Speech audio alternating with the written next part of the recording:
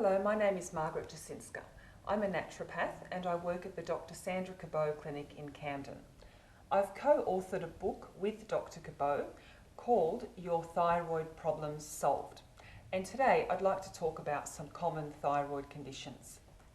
The thyroid gland is a butterfly-shaped gland that sits in your neck.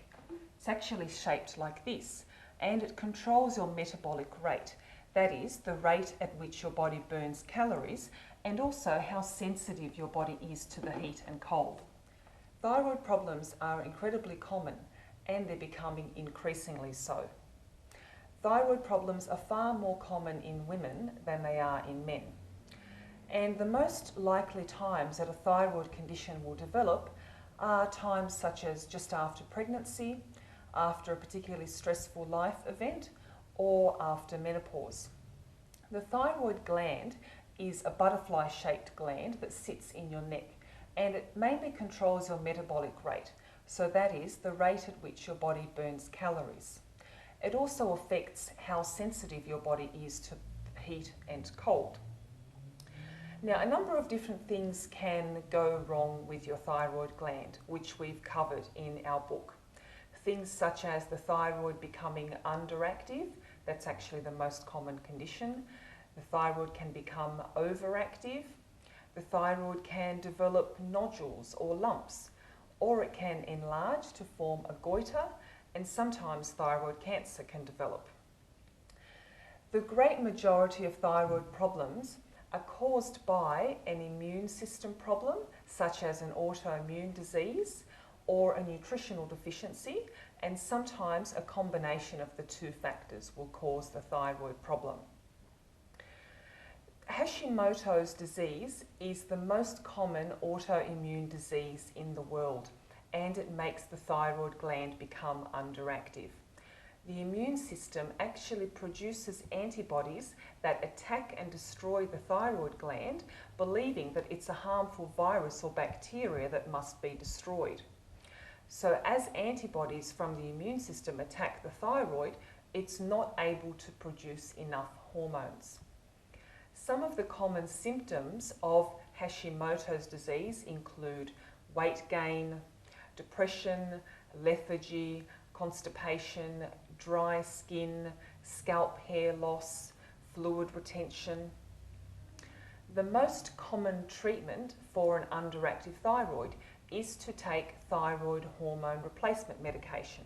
So that just means that you would be taking a hormone that your thyroid gland can no longer make enough of. The problem is that that kind of treatment doesn't address the source of the thyroid condition in the first place. It doesn't treat why your immune system developed a problem. Therefore, people can be taking thyroid hormone medication and their blood test can show that they're on the correct dose. However, they still feel very unwell. They still have a lot of the symptoms of an underactive thyroid, which their medication isn't addressing. Graves' disease is another kind of thyroid condition. It's an autoimmune condition and it makes your thyroid gland overactive. The immune system actually produces antibodies that trick your thyroid gland into producing more and more hormones. Symptoms of Graves' disease can include heart palpitations, diarrhea, anxiety, not being able to sleep. Basically, your entire body speeds up. Now, having a thyroid condition can actually put you at increased risk of developing some other health problems. For example, infertility, heart problems. Having an underactive thyroid can cause your cholesterol to become elevated, and having an overactive thyroid can increase your risk of osteoporosis.